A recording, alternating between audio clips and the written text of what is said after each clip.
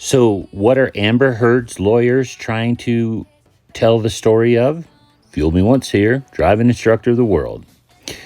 So, Amber Heard's story is that she was an abuse victim, and not only an abuse victim, but also a sexually abused one.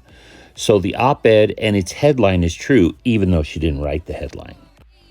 And she has all these friends that know she was abused. And even though only Whitney has seen it, reportedly one time, they all have seen her injuries and bruises that he's inflicted on her. Her story is that everyone knew Johnny was an abuser. She did nothing wrong with the op-ed because everything she said was true. And even though that op-ed wasn't her idea and she didn't even write the first draft or maybe other drafts, it's all true. So she can't be held responsible for it.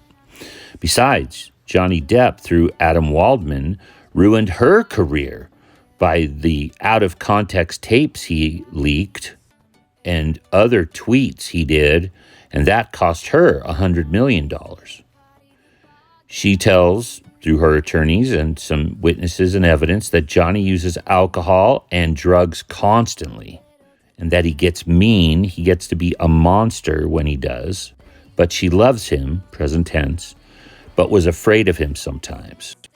And those were the times that he hit her, punched her repeatedly, and abused her in so many ways, domestically and foreignly, because Australia, Russia, and France too, and inserted foreign objects into her.